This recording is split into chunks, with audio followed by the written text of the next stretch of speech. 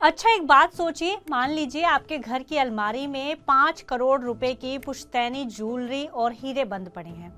लेकिन जब आपको अपने बच्चे की पढ़ाई या घर में नया बिजनेस शुरू करने के लिए पैसे चाहिए होते हैं, तो आप पड़ोसियों से या फिर किसी लोन देने वाले से 12% ब्याज पर कर्ज लेने चले जाते हैं। सुनने में अजीब लगा ना? आप कहेंगे, अरे भाई, जब घर में इतना खजाना है तो बाहर हाथ क्यों फैलाना।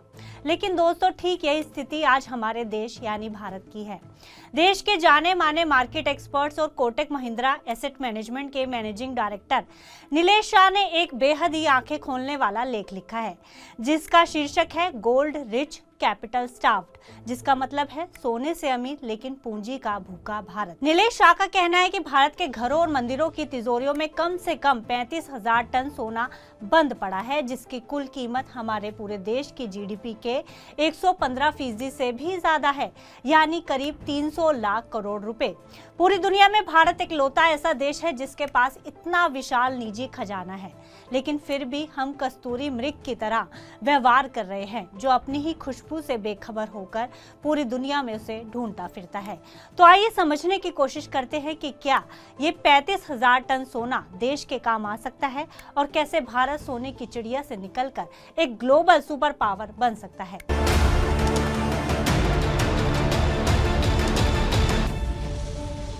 सबसे पहले इस आंकड़े की गहराई को समझते हैं। दरअसल पूरी दुनिया के सेंट्रल बैंक्स के पास जितना सोना है, उससे कहीं ज्यादा सोना भारतीय परिवारों और हमारे मंदिरों की तिजोरियों में सुरक्षित रखा हुआ है।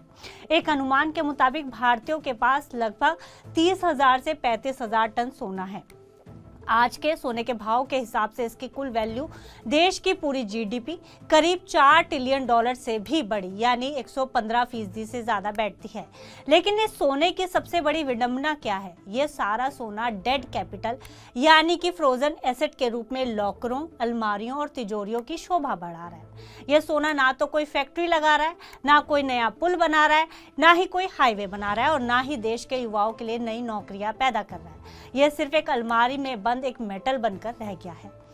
अब आते हैं उस विरोधाभास पर जिसकी बात नीलेश शाह करते हैं। एक तरफ हमारे देश के पास 35,000 टन का खुद का सोना है, दूसरी तरफ जब भारत को एक्सप्रेसवे बनाने होते हैं, हाई स्पीड ट्रेनें चलानी होती है, चिप फैक्ट्री लगानी होती है या इंफ्रास्ट्रक्चर खड़ा करना होता है, तो हम क्या करते हैं? हम विदेशी निवेशकों के पीछे भागते हैं। हम विदेशी बैंकों से डॉलर में महंगे कर्ज लेते हैं, FCNR डिपॉजिट्स पर भारी ब्याज देते हैं और जब विदेशी निवेशक भारतीय शेयर बाजार से पैसा निकालते हैं तो हमारा रुपया टूटने लगता है और हम परेशान हो जाते हैं। सोचिए, जिस देश के पास घर में 300 लाख करोड़ से ज्यादा का बैकअप मौजूद है, वह बाहर के कुछ बिलियन डॉलर के विदेशी निवेश के लिए दुनिया भर के चक्कर काट रहा है। इसी स्थिति को नीलेश शाह ने कस्तूरी मृग कहा है, जिसके पास खुद दुनिया का सबसे बड़ा धन है, लेकिन उसे अपनी ही शक्ति का एहसास नहीं है। आपको बता दें कि ऐसा पहली बार नहीं है कि इस पर बात हो रही हो। इससे पहले भी कई एक्सपर्ट्स इसी मुद्दे पर अपनी राय रख चुके हैं।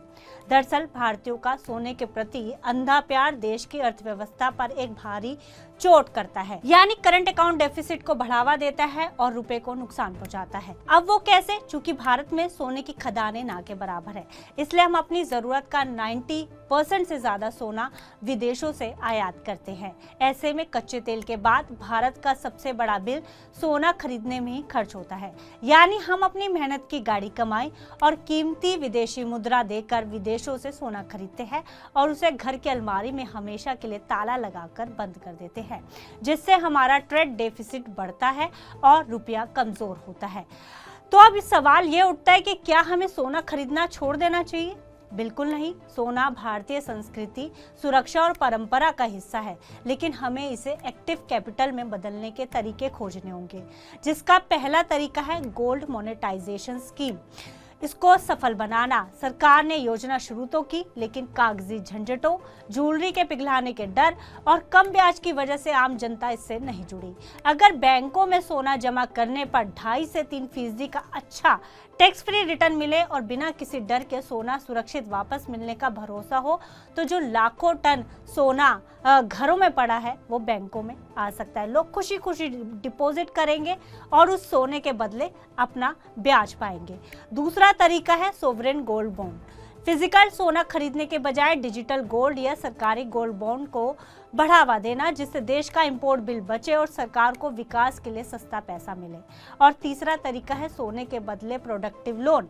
अगर बंद पड़े सोने का इस्तेमाल एसएमई, एग्रीकल्चर और नए स्टार्टअप्स के लिए सस्ती वर्किंग कैपिटल के रूप में हो तो देश की विकास दर को पंख लग सकते हैं।